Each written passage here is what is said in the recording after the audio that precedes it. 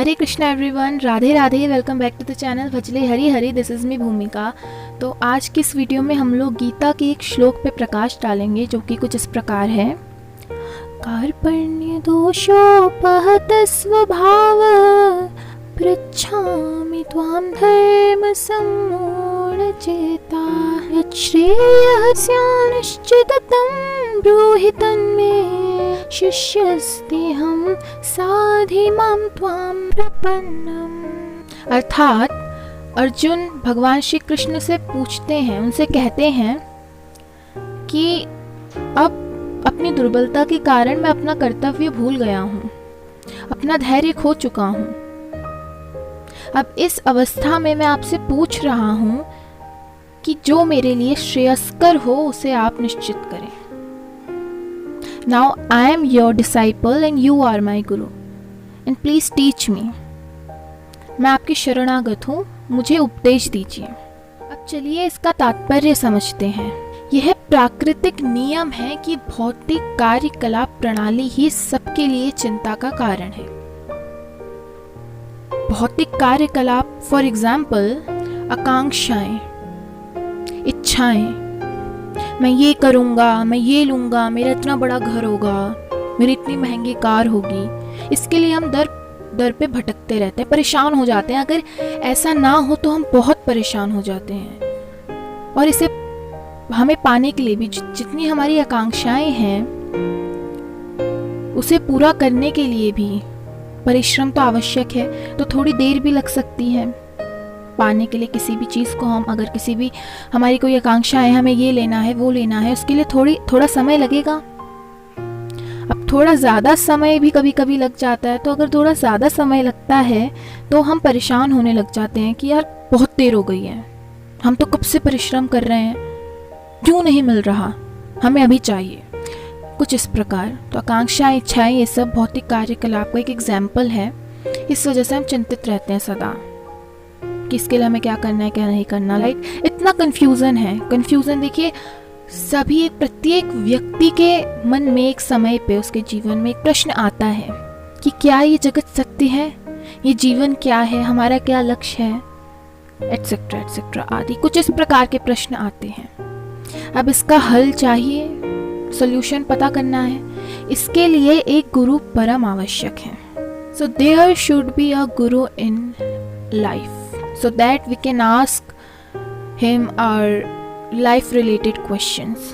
होना चाहिए गुरु, ज़रूरी है जिनसे आप अपना प्रश्न पूछ सकें, जीवन से जुड़ा हुआ मार्गदर्शन ले सकें। तो जीवन की उलझनों को समझने तथा उनका समाधान करने के लिए परंपरागत हमें अपने गुरु के पास जाना चाहिए। जिस व्यक्ति का प्रामाणिक गुरु होता है वो इन उलझनों में नहीं पड़ता। पता है क्यों? क्योंकि वो इनका हल जानता है या इसका कारण जानता है, इसलिए वो इन उलझनों में नहीं पड़ता। अतः मनुष्य को इन सांसारिक, इन भौतिक उलझनों में ना रहकर अपने गुरु के पास जाना चाहिए। ठीक, और यही इस श्लोक का तात्पर्य है। चलिए मैं आपको एक आइडिया देती हूँ, क्योंकि कई बार ऐसा हो जाता है कि गुरु हमें बता देते हैं सल्यूशन, हमें उत्तर दे देते हैं, किस अवस्था में, किस सिचुएशन में क्या करना है वो बता देते हैं, किंतु फिर भी हमें समझ नहीं आता। उसका बहुत बड़ा रीज़न है। वो रीज़न ये है कि हम उस सिचुएशन में नहीं हैं। देखिए, सबकी लाइफ में अलग अलग सिचुएशंस आती हैं, किसी ना किसी चीज़ से रिलेट होती है वो चीज़ जिसका समाधान हमें निकालना होता है। तो ऐसा हो सकता है गुरुजी किसी और दृष्टि से समझ रहे हों, हमें किसी और दृष्टि से उसका समाधान ढूंढना है, हम किसी और सिचुएशन में फंसे हैं। अलग अलग दृष्टि होती है, सबके अलग अलग थॉट्स होते हैं, अलग अलग सिचुएशंस होती हैं। उनको ध्यान में रखते हुए हम प्रश्नों के उत्तर ढूंढते हैं। तो अब क्या करें, किससे पूछो? और कितने लोग क्योंकि पास तो गुरु ही नहीं होते, वो कहते हैं हमारे तो कोई गुरु ही नहीं है। गुरु सबके हैं, कौन है आगे पता चलेगा। तो क्या करें इस सिचुएशन में? हम क्या करें, हमें कुछ समझ ही नहीं आ रहा, कहाँ देखें। देखिए, ये तो हम जानते हैं कि भगवान श्री कृष्ण भगवत गीता ज्ञान के आदि गुरु हैं। तो हमें कुछ नहीं करना, हमें गीता की किताब खोलनी है, उसे पढ़ना है, एज मच एज पॉसिबल, जितना ज़्यादा हो सके उसे समझना है, तो हमें उत्तर अवश्य मिलेगा, हमें समाधान मिलेगा, हमें मार्गदर्शन भी मिलेगा। ठीक है, अब गुरु को हम कैसे पहचाने, कैसे माने कि ये गुरु हैं या ये सच्चे गुरु हैं? देखिए, सामान्यतः गुरु शब्द का तात्पर्य है अंधकार से प्रकाश, अज्ञान से ज्ञान की ओर ले जाकर भगवान से हमारा सूत्र बंधन करवाते हैं, परमात्मा से संबंध स्थापित करने के लिए सहज भाव बना देते हैं। इसलिए शास्त्र कहते हैं, ज्येष्ठो भ्राता पिता वापि येन विद्या प्रयच्छति, अर्थात जिनसे हमें आत्मज्ञान, ब्रह्म ज्ञान की प्राप्ति हो, वही गुरु है। गुरु धारण करना सुनिश्चित है, आवश्यक है, किंतु गुरु करना जान के, पानी पीना छान के। जी, इसको ध्यान में रख कर गुरु बनाएं।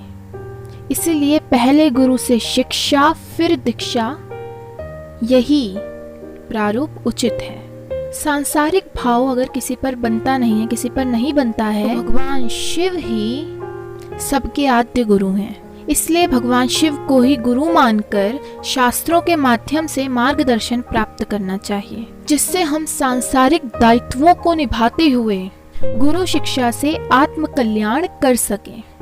क्योंकि विद्या, ज्ञान, शिक्षा वही है जो हमें सांसारिक बंधनों से मुक्ति दिला सके। क्योंकि शास्त्रों में लिखा है, या विद्या सा विमुक्तये। तो आज की वीडियो में इतना ही। अगर आपको ये वीडियो अच्छा लगा हो, इसे लाइक, शेयर करें, कमेंट करके ज़रूर बताएं। और अगर आप हमारे YouTube चैनल पर नए हैं, इसे सब्सक्राइब करें, नोटिफिकेशन बेल भी ज़रूर दबाएं। चैनल का नाम है बचले हरी हरी। राधे राधे, हरे कृष्णा।